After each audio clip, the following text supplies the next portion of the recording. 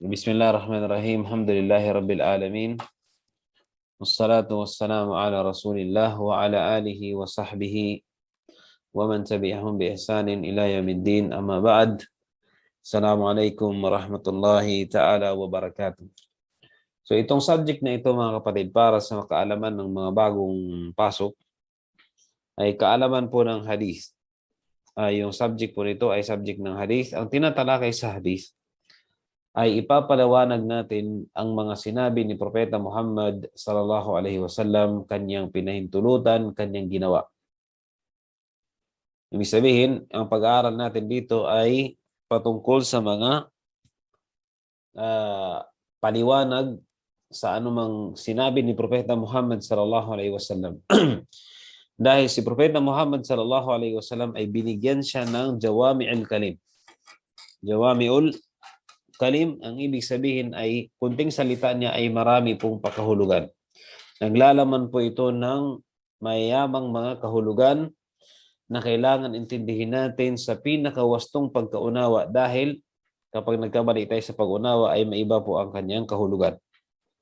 So inshallah, kung gusto niyo makuha ang mga naunang topic patungkol dito, ay nandun po ito sa record natin. Sabi niya, Ustad, bakit nandito na tayo? So, kung gusto niyo makuha, ito po ay continuation sa aming natalakay nung nakaraan. So, pero kung gusto niyo malaman ang paliwanag ng mga nauna nito, ay nandun po yung record natin sa channel natin. Okay? Sa channel natin. So, inshallah, ay pagpatuloy natin. So, itong hadith na ito ay hadith Qudsi, na ang nagsabi nito ay ang Allah subhanahu wa ta'ala, na inulat sa atin ni Propeta Muhammad sallallahu alaihi wasallam. So dito na tayo dumako sa salita ng Allah na sinabi niya, Ya ibadi, law anna awwalakum wa akhirakum wa insakum wa jinnakum kanu ala afjari kalbi rajulin wahidin minkum ma naqasa dhalika min mulki shay'a. So sabi ng Allah subhanahu wa ta'ala, o aking alipin, sinabi mong ibadi, o aking alipin, kahit ang isa sa sino man, o kahit ang isa sa ang pinakauna sa inyo hanggang sa pinakahuli, anna awwalakum wa akhirakum, mula sa mga tao at saka sa mga jin. Nakuha natin ang ibig sabihin ng mga jin.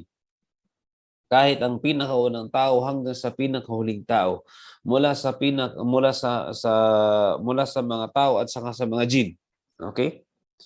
Kanu ala afjari kalbi rajulin wahidin minkum, kahit pa siya ay mapupunta, yung pinakauna hanggang sa pinakahuli, mula sa tao at sa jin, mapupunta ang kanyang kasamaan doon sa puso ng isang tao mula sa atin, kailanman hindi makakabawas ito sa kapangyarihan at kaharian ng Allah subhanahu wa ta'ala kahit isang bagay. Ibig sabihin mga kapatid, kahit anong pang gagawin nating kasamaan, kahit pa sa pinakauna, pagsamahin na yung kasalanan ng buong sangkatauhan mula sa pinakaumpisa hanggang sa pinakadulo, mula sa mga tao at mga jin, napakaraming kasamaan ang nangyayari dito sa mundo. Kahit pa itong lahat ng itong kasalanan ay ilalagay sa isang napakasamang tao na wala nang sasama sa kanya, ay hindi po ito makakaapekto at hindi po ito makakabawas sa kapangyarihan at kadakilaan at kaharian ng Allah subhanahu wa ta'ala. Ibig sabihin mga kapatid,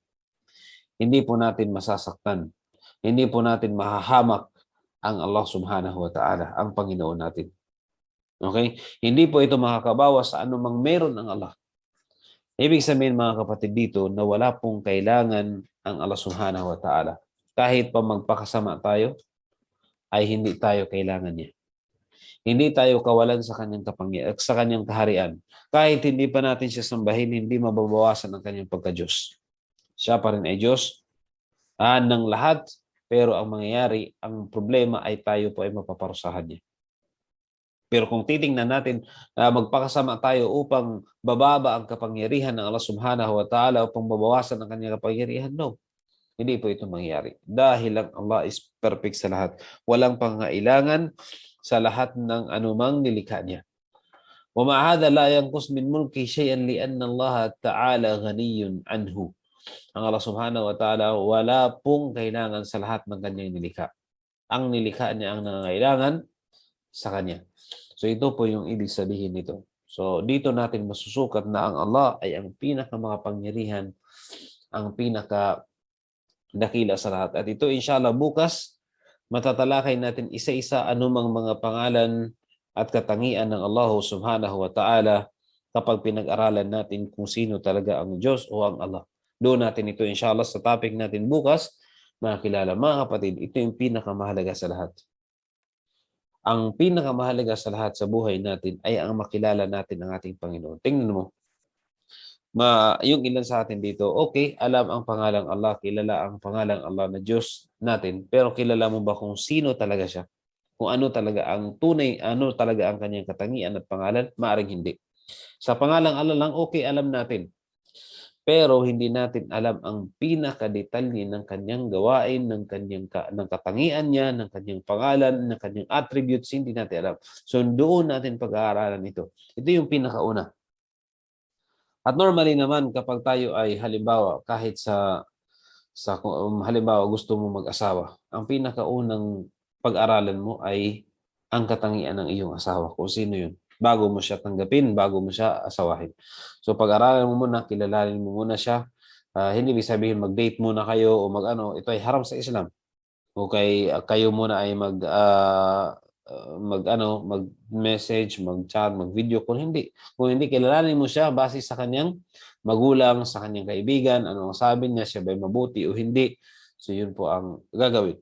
So dito mga kapatid, sa pananampalatayang Islam, ang Allah, ang Diyos na ating sinasamba, kailangan natin siyang kilalanin upang malaman natin kung sino talaga ang ating tunay na Panginoon, ang tunay na Diyos. So yun po mga kapatid, ang gagawin dapat natin. Tapos sinabi ng Allah subhanahu wa ta'ala, Ya ibadi, law anna awwalakum wa akhirakum wa insakum wa jinnakum qamu fi sa'idin wahid, fasa'aluni fa'ataytu kulla wahidin mas'alatah. Ma nakasa dhalika mimma indi illa kama yanqusul mikhyatu idha udkhila al-bahr. Subhanallah. Sabi ng Allah, para ito sa atin lahat, sabi niya, O aking alipin, kahit pa ang pinakauna sa inyo hanggang sa pinakahuli sa inyo, mula sa mga tao at sa mga jin, at tatayo sila sa isang lugar na malawak, lahat tayo tatayo sa isang lugar na malawak, lahat tayo mula sa pinakauna hanggang sa pinakahuli, tatayo tayo. At humingi tayo sa Allah subhanahu wa ta'ala. Lahat isa ng kailangan natin. Halimbawa, ang tao, marami siyang kailangan. Lahat na yun ay ihingi mo sa Allah subhanahu wa ta'ala. Yung isang tao naman, lahat ng kailangan niya, ihiling niya sa Allah subhanahu wa ta'ala mula sa pinakaunang tao hanggang sa pinakahuli. Mula sa pinakaunang jin hanggang sa pinakahuling jin. Lahat yun hihingi sa Allah subhanahu wa ta'ala. At sinabi ng Allah, at bibigyan ko ang bawat isa ng kanyang kahilingan. Ang isang tao siguro mayroon siyang thousands na mga kahilingan. Yung isang tao naman mayroon siyang thousands na mga kahilingan mula sa tao at sa jin. At bibigyan ito isa-isa lahat ng Allah subhanahu wa ta'ala. Anong sabi ng Allah? Hindi kailanman ito makakabawas na anumang mayroon siya, maliban na ito ay parang nabawasan ang ang pagkabawas ng kanyang kapangyarihan at hindi ito mabawasan. Dahil tingnan mo kung paano dinescribe ng Allah subhanahu wa ta'ala. Mayroong karagatan. At yung parang naibigay na sa atin lahat mula sa pinakauna at pinakahuli ay parang naglubog ka ng karayom sa lawak ng karagatan sa buong mundo. Subhanallah. May nakuha na tubig. Halimbawa, nilubog mo yung karayom at tinaas mo. May nakuhang tubig? Wala. Ibig sabihin, kahit pabigyan tayo lahat ng kahilingan natin mula sa pinakaunang tao at sa pinakahuling tao, bibigyan tayo isa-isa. Okay? Bibigyan tayo ng Allah isa-isa. Ay hindi po ito makakabawas ng kanyang anumang meron siya. Ng kanyang kapangyarihan, ng kanyang kayamanan, ng anumang meron ang Allah subhanahu wa ta'ala, hindi po ito makakabawas. Hindi ito makakabawas maliban na parang nilagay mo ang karayom sa buong sa lawak ng karagatan at tinaas mo siya. Anong nakuha ng karayom? Wala. Okay?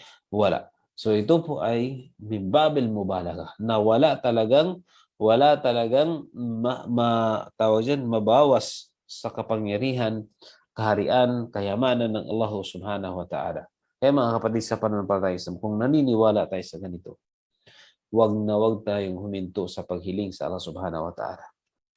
Sa ano mang gusto natin, ya Allah, naghihirap ako, bigyan mo ako ng kunting kayamanan, mapaganda yung buhay ko, mapaganda yung ano ko, yung pamilya ko, maiahon kami sa kahirapan. Wag kayong huminto.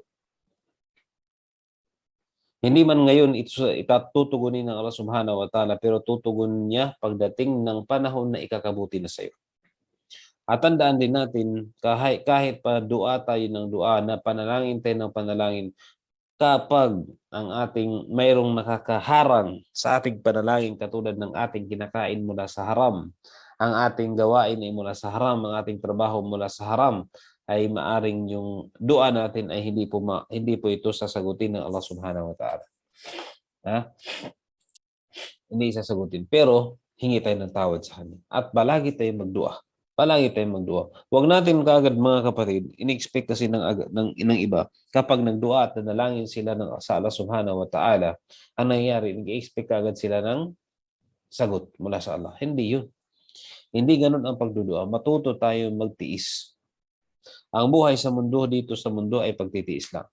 It's a matter of time lang na magtiis ka, at inshallah, pagdating ng tamang panahon, tandaan natin, kapag ang hiniling natin sa Allah subhanahu wa ta'ala ay nakakabuti sa atin, ibibigay ito ng Allah.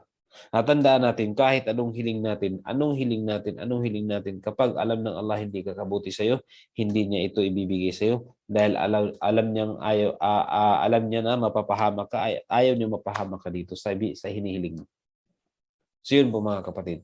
So paliwanag natin, sabi niya, idha qamu fi ardin wahidatin munbasitah dalika lianna kullama kathura al-jam' kana dalika aqrabu ila al-ijabah. Dahil bakit ito sinabi ng Allah na mag-ipon-ipon tayo at humiling tayo sa Allah subhanahu wa ta'ala bawat isa sa atin? Dahil ito po ay mas malapit na ito ay tugunin ng Allah subhanahu wa ta'ala. Pero kahit pa sabi natin, kahit pa ito ay bibigyan tayo lahat ng Allah ng kahilingan natin, wala pong makakabawas sa kanyang kapangyarihan. Sabi niya, lianna kulla wahidin ya'lam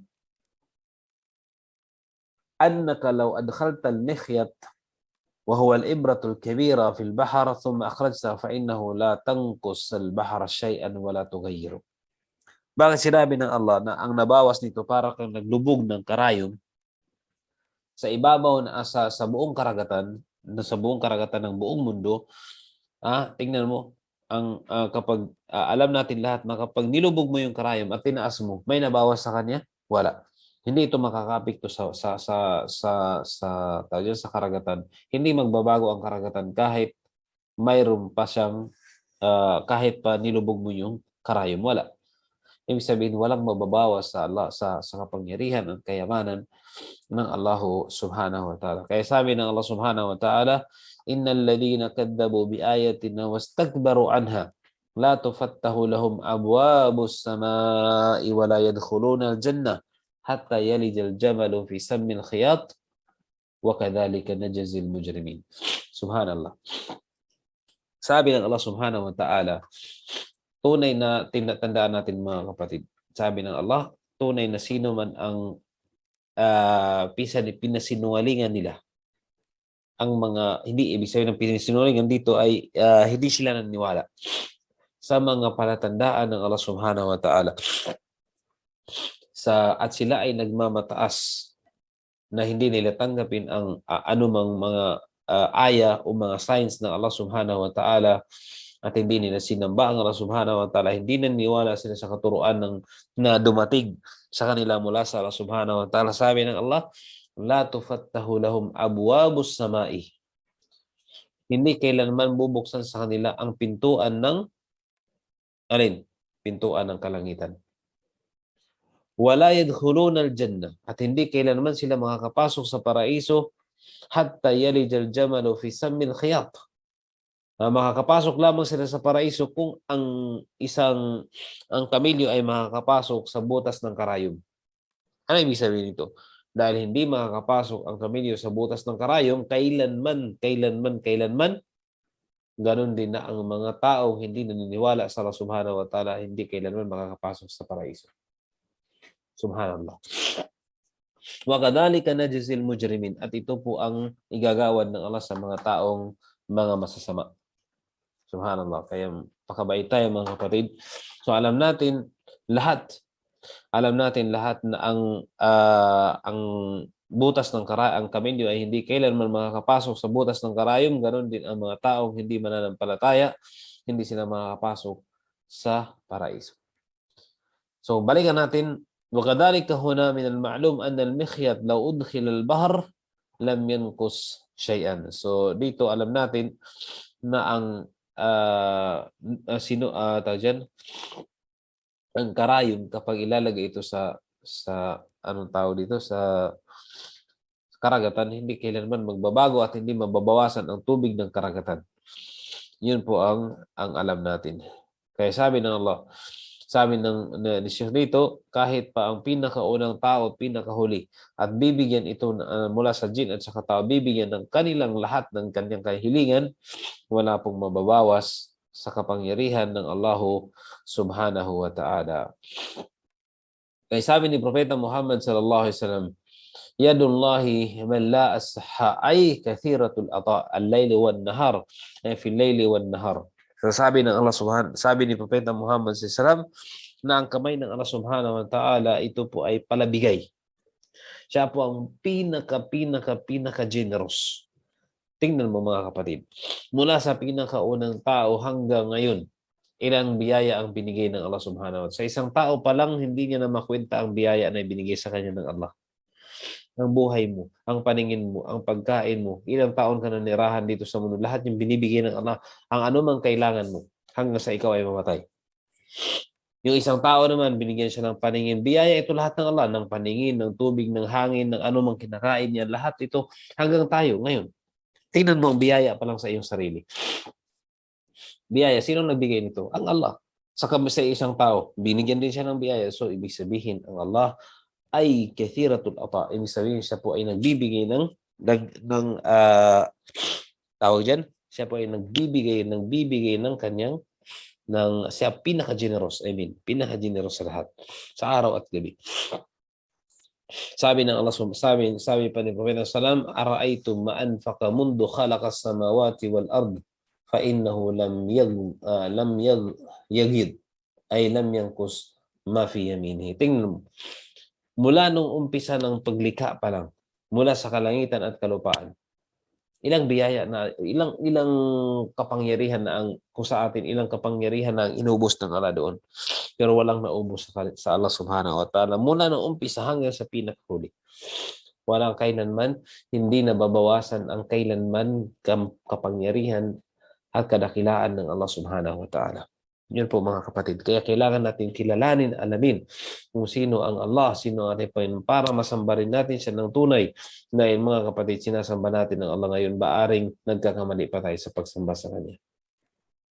Ganito kaimportante ang pag-aaral sa ating pananampalataya. So sabi ng Allah subhanahu wa ta'ala, sabi ng Allah sa hadith qudsi, ya ibadi innama hiya a'malukum uhsiha lakum faman sabi niya, faman wajada khairan falyahmadillah wa man wajada ghaira dhalik fala yalumanna illa nafsa. So isa-isahin natin. Pagkatapos sa dulo ng hadith, sinabi ng Allah, ya ibadi innama hiya a'malukum. O aking alipin, tunay na ito ay inyong mga gawain. Ang ginagawa natin dito sa mundo, tayo ang gumawa nito. Okay? Ito ay inyong mga ginawa. Ang gagawin ng Allah subhanahu wa ta'ala ay innama ay ma hiya illa a'malukum. So yung sabi ng Allah subhanahu wa ta'ala na ito ay yung ginagawa natin dito ay tayo ang gumawa nito. At gawain lang ito. Ang gagawin ng Allah subhanahu wa ta'ala, uhsiha lakum. Anong ginawa mo dito sa mundo? Ikaw ay nagdasal, ikaw ay nag-fasting, ikaw ay nag-hajj, ikaw ay naghitungo ng mabuti sa magulang, sa lahat, sa kaibigan, sa kapitbahay, sa pagkatao mo, sa lahat ng tao. Naging mabuti ka, matulungin ka at anumang lahat. Ito po ay gawain natin. Ang gawin ng Allah, anong gagawin ng Allah? Ito po ay kanyang kwikwintahin lamang. Ia-account niya ito na walang ibabawas. Okay? So, ang mga gawain natin dito sa mundo ay gawain natin dito sa mundo na ang gagawin ng Allah pagdating ng araw ng paghukom ay siya ay i-account niya lang. Mabuti man ito, masama. Mabuti man ito, masama ay i-account nito pagdating ng araw ng paghukom. Okay? So, yun po ang gagawin. So, tapos sabi ng Allah, kapag na-account na ito, وَفِيكُمْ إِيَّاهَا أَيْ فِي الدُّنْيَا وَالْآخِرَةِ وَقَدْ يَكُونُ فِي الدُّنْيَا فَقَطْ وَقَدْ يَكُونُ فِي الْآخِرَةِ فَقَطْ. So, ito mga gawain natin ay kikintahin ng Allah Subhanahu wa Ta'ala at bibigyan tayo ng katumbas na sa mga ginawa natin. Maaring dito sa mundo at maaring sa kabilang buhay. Halimbawa, ikaw ay gumawa ng kasamaan. Minsan dito sa mundo ay tutumbasan na ng Allah ano mang ginawa mong kasamaan. Ganon din ang kabutihan. Mabuti ka. Minsan, di ba? Mabuti ako. Tapos, minsan may nangyari, talagang sa naalala mo, baka ito yung kabutihan dahil naging mabuti ako sa ganito, ganyan. So, binigyan din ako ng kabutihan ng Allah. So, maaring ganun. Gawain ng Allah, i-account niya at bibigyan ito ng katumbas dito sa mundo or sa kabilang buhay o maaring dito sa mundo lang o maaring sa kabilang buhay lang. Ganun po. Okay? Wakad yakunu fi dunya faqat. Okay? Wakad dito sa mundo, mayroon na mga tao gagawaran lamang sila ng katumbas sa kanilang ginawa. Okay, sobra-sobra pa dito sa mundo. Katulad halimbawa, fa innal kafir, ang isang hindi mananampalataya o hindi sumasamba sa Allah Subhanahu wa Ta'ala, yujaza ala amalihi al-husn fi dunya la fil akhirah. Ustad, sabi niya, Ustad, paano naman yung mga Kristiyano o hindi mga Muslim na mabubuti?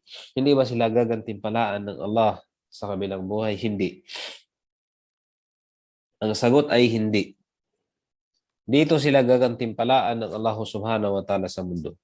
Ang mga taong hindi mananampalataya, mabuting tao, pero hindi siya mananampalataya, hindi siya Muslim, kapag mabuti siya sa lahat ng tao, halimbawa, mabuti siya. Marami namang mga hindi Muslim na mabubuti sila. Pero paano ang gagawin dito? I-reward ba sila sa kabilang buhay? Hindi. Saan sila i-reward? Dito sa mundo lamang.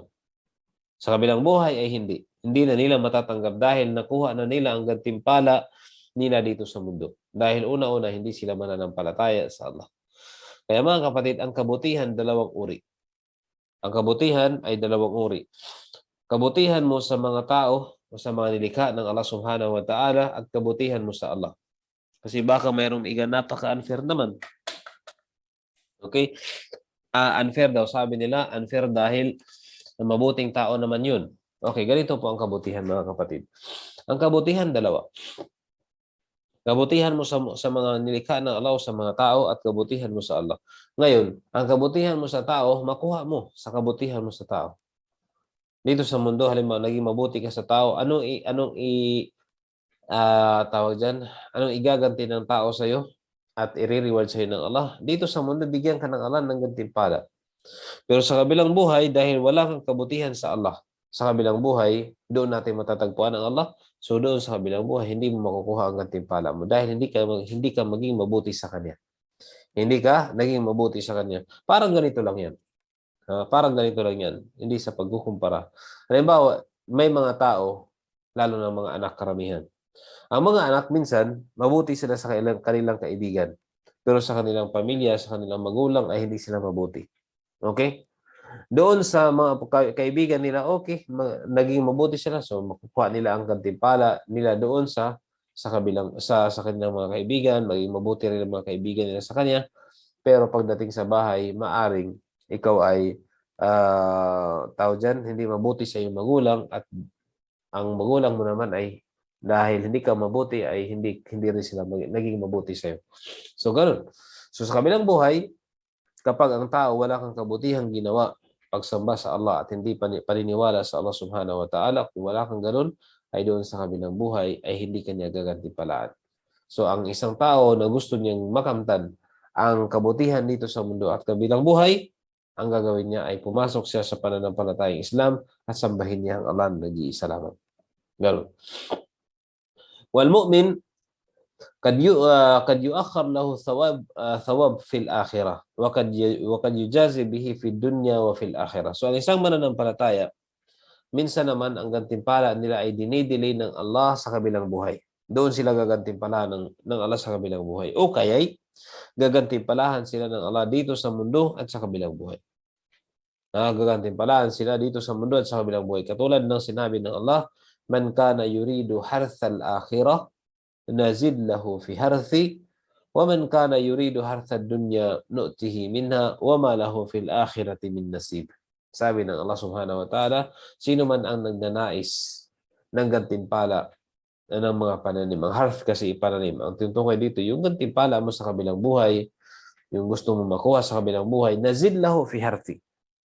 Bibigyan siya ng gantimpala, sobra-sobra pa doon sa kanyang kahilingan. Okay, sa kanyang gusto. Okay?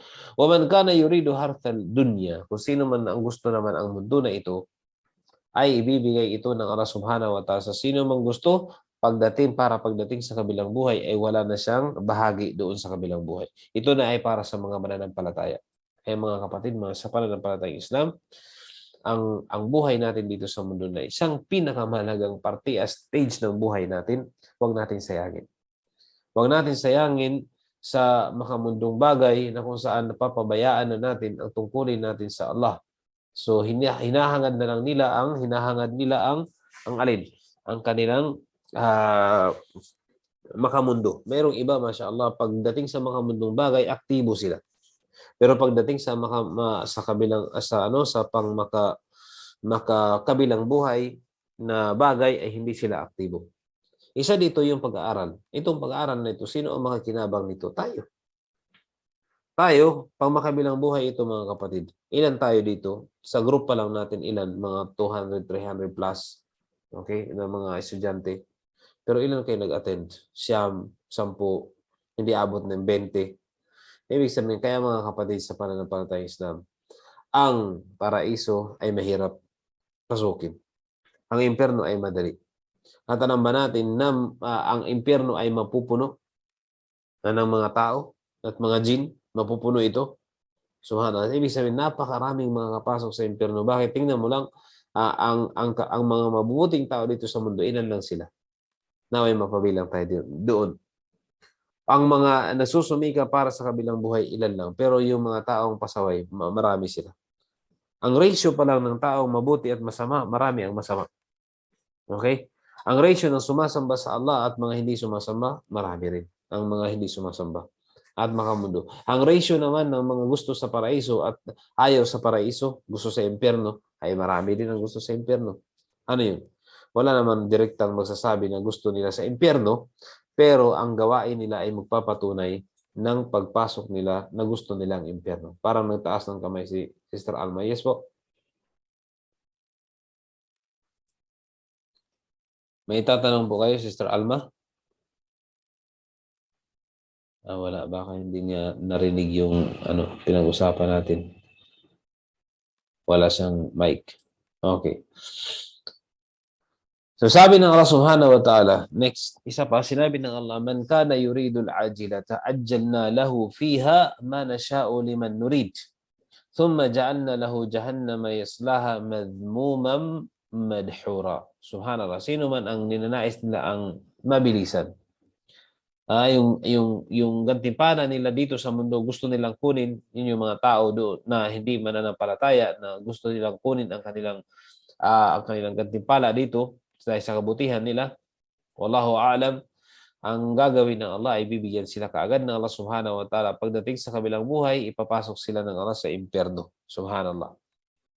At sinabi ng Allah, وَمَنْ أَرَادَ الْآخِرَةَ وَسَعَى سَعْيَهَا وَهُوَ مُؤْمِنٌ فَأُولَٰئِكَ كَانَ سَعْيُهُمْ مَشْكُورًا. Subhanallah. Sino man ang nagnanais ng kabilang buhay at ginagawa nila ang mga gawain pang kabilang buhay. Mga kapatid sa pananampalatayang Islam, ang kabilang buhay, hindi lang sapat na tayo ay maniniwala doon. Kailangan natin pagsumikapan at gawin. Gagawa tayo. Lahat naman ng bagay na gusto nating maabot ay kailangan natin ng gawa. For example, gusto mong dito sa mundo, gusto mong magiging engineer. Gusto mong maging doktor, gusto mong maging accountant, gusto mong maging nurse, gusto mong maging ganito ganyan. Lawyer or astronaut o ano pa mang scientist. Ano ang gagawin mo? Uupo ka lang, maghihintay ka lang, o kay maghihintay ka na ikaw ay gawing nurse. Hindi, pagsumikapan mo ito, pagsunugan mo ito ng kilay, pagsikapan mo ito, pagpuyatan mo ito hanggang sa makuha mo yung nais mo. Nais mo. Ang kabilang buhay din mga kapatid, ang paraiso ay mas matindi. Mas matindi ang competition dito. Dahil pero hindi naman siya mahirap dahil susundin mo lang ang obligasyon mo sa Allah. Ganun, inshallah makapasok tayo sa paraiso. Pero kailangan ng pagsisikap ng sarili. Gusto natin maabot ang paraiso. Ano tayo, matutulog lang? Hindi tayo magdadasal? Hindi tayo magfa-fasting, hindi tayo maging mabuti sa kapwa at gusto natin ang paraiso? Hindi. Kailangan ng Allah ng pagsumikapan mo ang paraiso dahil ito yung pinaka great reward, greatest reward na ibibigay sa iyo ng Allah. Ang paraiso at ma-meet mo ang Allah. Makita natin ang ating tagapaglikha doon sa paraiso. Sino ayaw ma-meet ang Allah at makita ang Allah sa paraiso? Wala naman siguro. Subhanallah, ang tagapaglikha natin mula nung tayo ay inilikha niya hanggang tayo mamatay, hindi natin siya nakita. Kaya pagsikapan natin, makapasok sa paraiso, makita natin ang ating tagapaglikha. Ang creator natin. Allahu Akbar. Pero ilan lang ang gusto. Dito, katulad dito ngayon, 8 lang kayo nag-aral. Pero hindi naman natin sila pinipilit. Walang sa pilitan. Okay. So, kailangan pagsumikapan ng kabilang buhay. Sabi ng Allah, faulaika kana sa'yuhum mashkura. Tunay na yung kanilang ginagawa ay ito yung mashkur. Ito yung pinapasalamatan na ito yung gusto ng Allah Subhanahu wa Ta'ala at meron silang gantimpala dito. Idan, fatawfiyatu takunu fi dunya duna al-akhirah lil kafir wa amma al-mu'min fatakunu fi dunya wal akhirati jami'an aw fil akhirati faqat. Ganito po ang paggagantimpala ng Allah Subhanahu wa Ta'ala. Ang mga hindi mananampalataya, ang hindi mga mananampalataya, gagawaran sila ng gantimpala nila dito sa mundo. Okay? Gagawaran sila ng gantimpala nila dito sa mundo. Ang mananampalataya ay gagawaran ng Allah ng gantimpala dito sa mundo at sa kabilang buhay. Minsan yung mga mabuting tao, dito pa lang sa mundo, ginagawaran na sila. Pagdating sa kabilang buhay, mas dadagdagan ng Allah kanilang gantimpala. Mayroon naman, mananampalataya, hindi sila gagawaran dito sa mundo, bagkus doon sila iipunin ng Allah, doon sa kabilang buhay ang kanilang biyaya o gantimpala. Okay.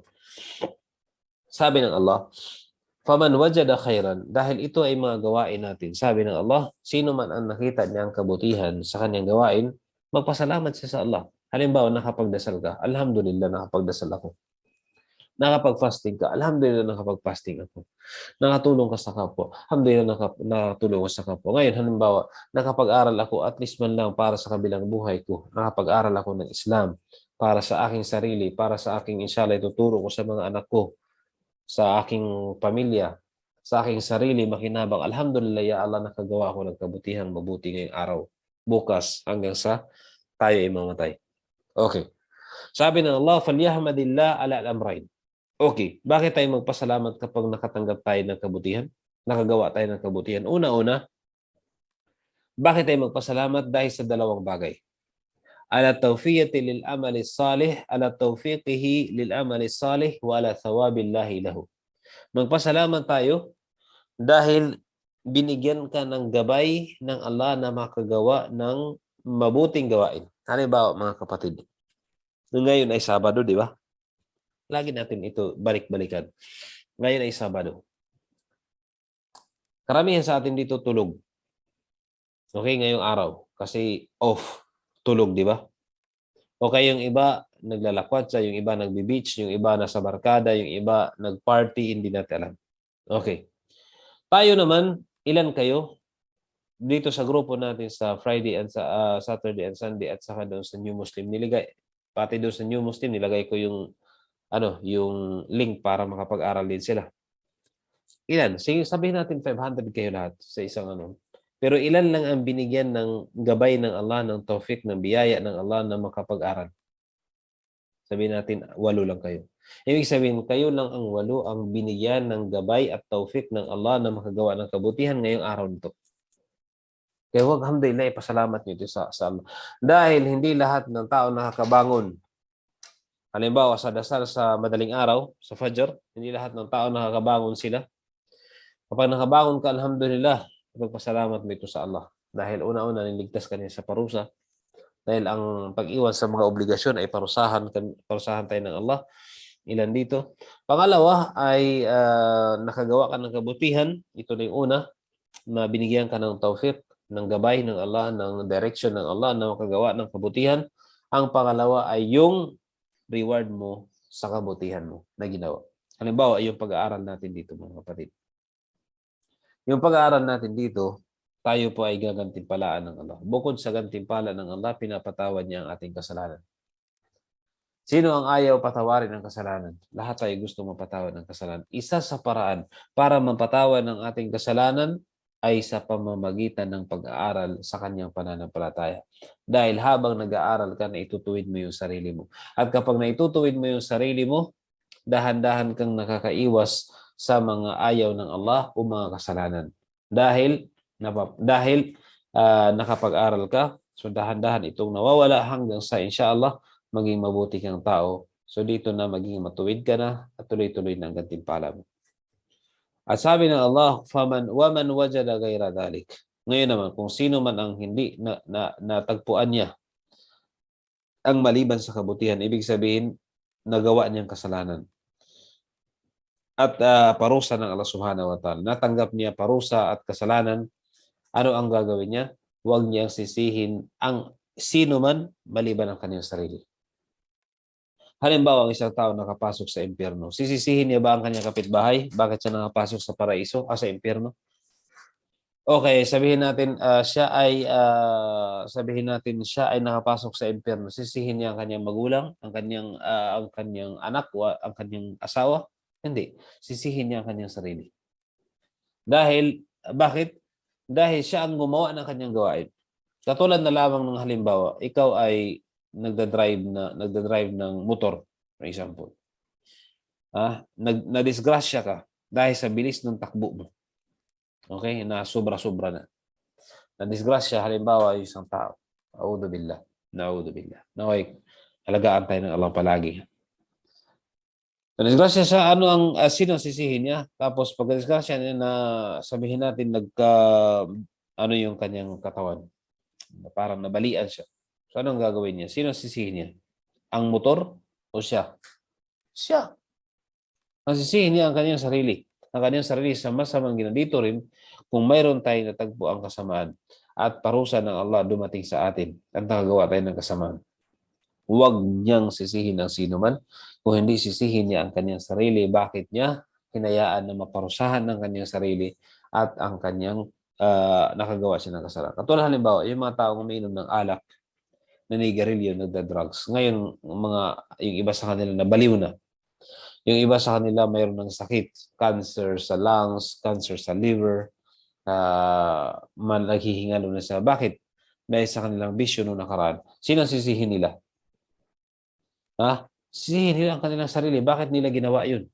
Ganun po mga kapatid sa pananampalatayang Islam. So, alhamdulillah, huwag natin sisihin ang iba sa masamang dumating sa atin o parusa na dumating sa atin mula sa Panginoon, sa Allah, o kay sa sarili natin mula sa Allah na natanggap nating mga parusa o resulta ng ating gawain. Huwag natin sisihin ito maliban ng ating sarili. So, alhamdulillah, next week, inshallah, kukunin natin ang aral na makuha natin sa hadith. So, bukas, paalala ko, meron pa rin tayong klase, same time. So, inshallah, ay doon mapag-aralan natin kung ang mga pangalan, katangian ng Allah, sino ang Allah, sino ang Diyos natin, ano ang kanyang kakayanan, ano ang kanyang gawain, ano ang kanyang mga attributes. Ganon din na pag-aralan natin ang salita ng Allah, yung tafsir, paliwanag ng Quran, inshallah, bukas. So, sino may tanong?